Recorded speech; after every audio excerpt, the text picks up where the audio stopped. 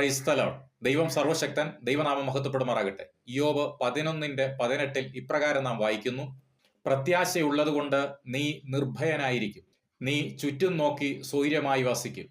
പ്രത്യാശയുള്ളവരായി ജീവിക്കുക. പ്രത്യാശ, പുതിയ പ്രതീക്ഷ, നാം ആഗ്രഹിക്കുന്ന കാര്യം ഭാവിയിൽ നടക്കുമെന്നുള്ള ഉറപ്പ്. പ്രത്യാശയുള്ളവർ നിർഭയരായിരിക്കും, അഥവാ ഭയമില്ലാതിരിക്കും. പ്രത്യാശയുള്ളവർ ചുറ്റും നോക്കി അസ്വസ്ഥരായിരിക്കുകയില്ല, അവർ സ്വൈര്യമായിരിക്കും. വൃക്ഷത്തെ നോക്കിയാൽ വൃക്ഷത്തിനൊരു പ്രത്യാശയുണ്ട്, അതിനെ വെട്ടിയാൽ പിന്നെയും പൊട്ടിക്കിളിർക്കും. അതിൻ്റെ ഇളം കൊമ്പുകൾ വിടരാതിരിക്കുകയില്ല. അതിൻ്റെ വേർ നിലത്തു പഴകിയാലും കുറ്റി മണ്ണിൽ കെട്ടുപോയാലും വെള്ളത്തിൻ്റെ സാമീപ്യം വരുമ്പോൾ അത് കിളിർക്കും, ഒരു തൈ പോലെ തളിർവിടും.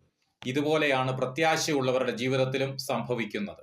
ജീവിതത്തിൽ എത്ര പ്രതിസന്ധികൾ കടന്നു വന്നാലും, എത്ര പ്രതികൂലങ്ങൾ അഭിമുഖീകരിച്ചാലും പ്രത്യാശയുള്ളവരുടെ ജീവിതത്തിൽ ഒരു ഉയർച്ച തന്നെ ഉണ്ടാകും. ഇശായിയുടെ കുറ്റിയിൽ നിന്നൊരു മുള പൊട്ടിപ്പുറപ്പെടുമെന്ന് പ്രവാചകനിൽ കൂടെ ദൈവം സംസാരിച്ചിട്ടുണ്ടെങ്കിൽ ആ മുളയെ നോക്കിക്കൊണ്ട് അതങ്ങനെ സംഭവിക്കുകയില്ല, നടക്കുകയില്ലെന്ന് ആരെല്ലാം പറഞ്ഞാലും ദൈവം പറഞ്ഞിട്ടുണ്ടെങ്കിൽ അത് നടക്കുക തന്നെ ചെയ്യും. ഒരു പ്രതിഫലം ഉണ്ടാകും നിശ്ചയം. നിന്റെ പ്രത്യാശയ്ക്ക് ഭംഗം വരികയുമില്ല. ആയതിനാൽ പ്രത്യാശയുള്ളവരായി ജീവിക്കുക. ചുറ്റും നോക്കി അസ്വസ്ഥരാകാതിരിക്കുക. പ്രത്യാശ നമ്മുടെ ഉള്ളിലുള്ളപ്പോൾ ഭയമില്ലാതിരിക്കുവാനും സ്വൈര്യമായിരിക്കുവാനും നമ്മൾക്ക് കഴിയും.